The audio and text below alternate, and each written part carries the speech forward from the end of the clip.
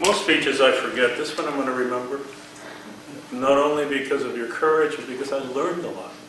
I mean, even the business about taking the wig and what it meant to you, I'm not going to forget that. The next time I find a woman who has been going through this, I'll know a lot more. Only one comment for improvement. At the beginning, to me, you seemed out of breath. I've heard you speak before, you project strongly. There was a tightness of the throat, and I can imagine perhaps you were nervous, perhaps you were not sure how the audience would react. So probably for a heavy-duty topic like this, breathing exercises, all of us stuff that they teach you in singing class would put you in, and then it would be your usual relaxed self. Serious or smiling doesn't matter so much, but would give more power to your opening.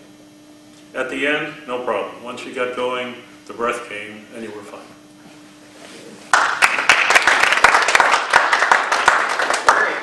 Just have one more feedback. First of all, I remember I was one of those people who gave Birgit a comment, so, oh, your hair looks so beautiful. And then the next day I saw her, she had a different wig. And I was like, wow, I said something wrong, and I felt really bad. The way you presented it, it made me feel comfortable. It was okay to make that comment because you were okay with that.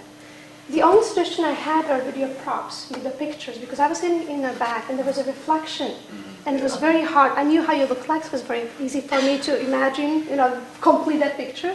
It was a little hard for me to see it because everybody was, I saw Next coming out, everybody wanted to see how you looked like. So the props, either make it a little even more in the middle or just put it up. Also the reflection, there's no reflection because it wasn't taped to the black board, but it was awesome. Thank you for sharing the story. Cool. That's why you sit in the front row. All right, a real evaluation. Birgit, that was a fabulous story. It really was. What I would really like to see is a point. I don't mean that in a negative way at all. What I mean is that you could take that story and say, what's the lesson I want to teach with that story? And it might be celebrate the small successes. It might be there are other people out there with this problem, here's how we should treat them, or here's how we should act towards them. But there's some lesson that you could teach with the story. So the story's awesome. It creates emotion, it gets us into it. It just didn't leave us with, here's what you should do. Think positive. Anyone else?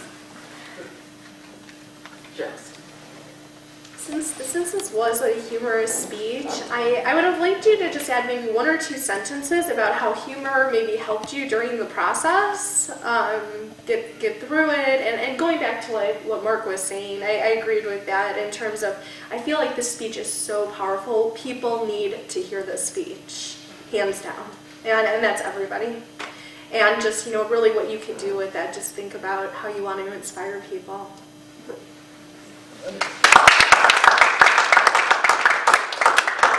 One last comment? All right. Jack? Birgit, that was a wonderful speech. I agree with Carlos. It takes a lot of courage to share those types of experiences.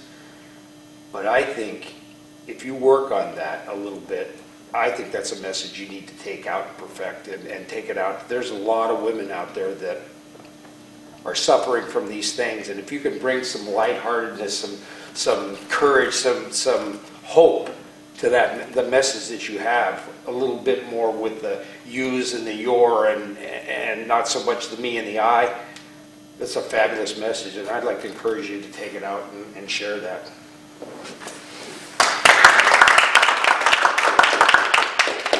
And I just say thank you also, Birgit. It was 104 mid-July for me in 2000, so.